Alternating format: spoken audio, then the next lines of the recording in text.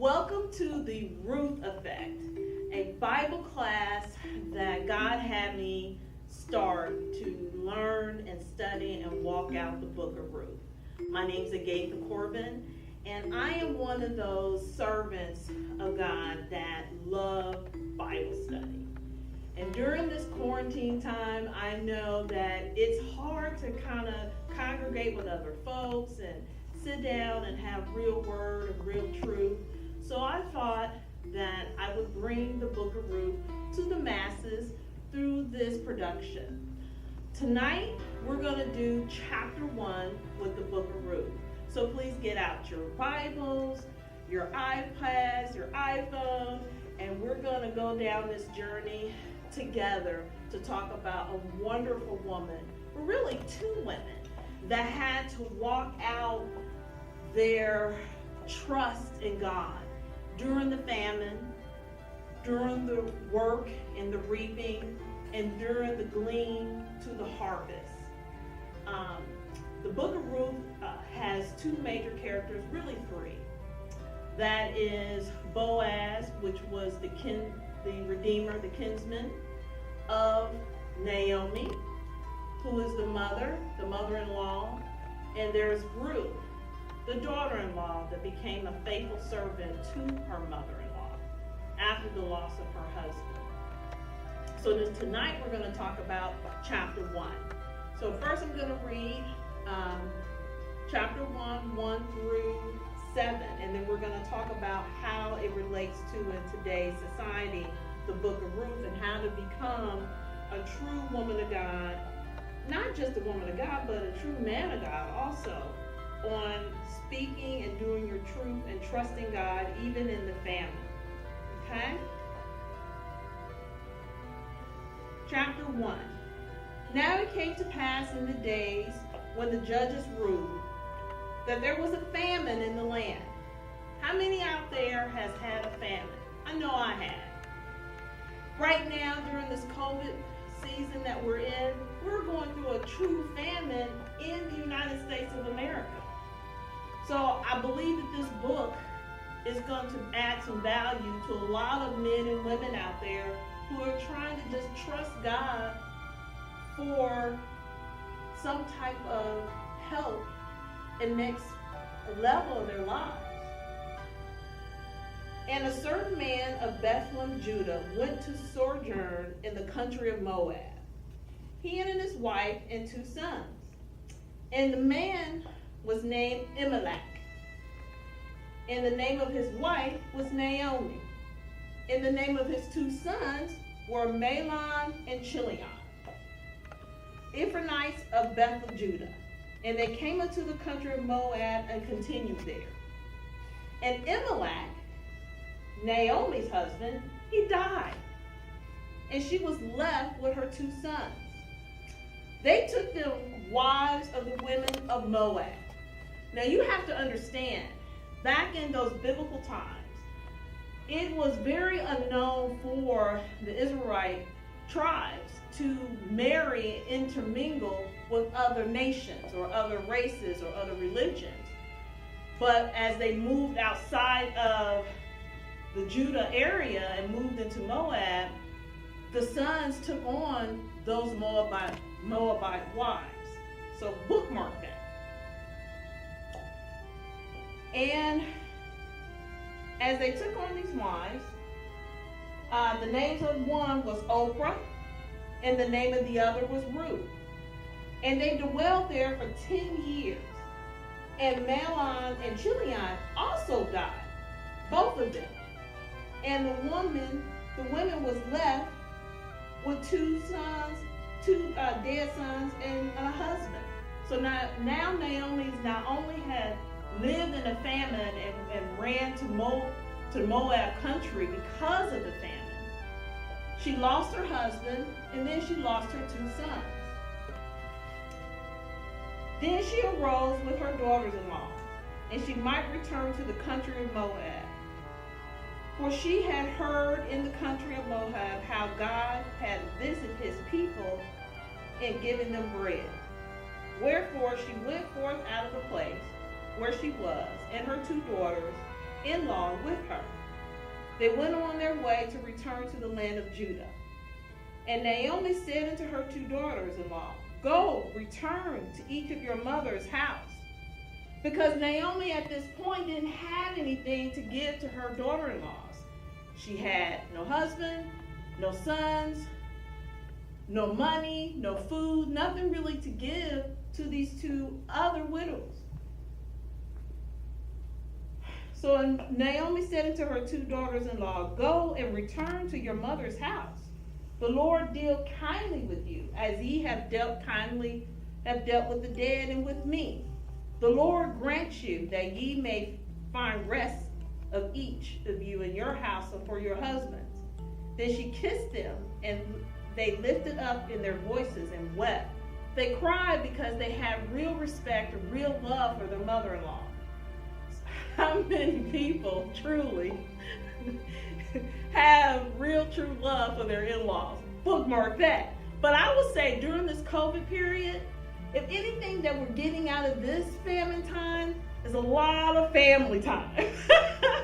A lot of family time, and a lot of people dependent on God, therefore dependent on each other. That's first, during this famine. And they said unto her, Surely we will return with thee unto thy people. And Naomi said, Turn again, my daughters. Why will ye go with me? Are there yet any more sons in my womb, that they may be your husbands? In other words, Naomi was like, You're young. You have so much life ahead of you. I am an older, retired widower. I have nothing else for you, is what she said. I can't have more children so I can give you more husbands. So she was thinking about them at that point. Turn again, my daughters, and go your way, for I am too old to have a husband. If I should say, I have hope. If I should have an husband also tonight, and should also bear sons, would ye tarry for them till they were grown? Would you stay for them and having husbands? Nay, my daughters, for it is grieveth me much for your sakes that the hand of the Lord is gone outside of me or against me. So at this point, Naomi, let's talk about Naomi. Here is this matriarch of the family who is now feeling alone and bitter and lost because she no longer has her helpmate. She no longer looked at the strength of God in her life because of the famine. I know in my personal life, as a single mom, who had 2 failed relationships in her past, who lived in that state of famine for many years, for a while there felt hopeless, felt like, how could I give to anybody else when I am walking and living in a famine? So I encourage you, if anything you get out of this word in the book of Ruth, that there is a kinsman redeemer, and that he does give us hope and restoration and a harvest. So she's telling the young ladies, please, don't try to wait for me. Don't try to go with me.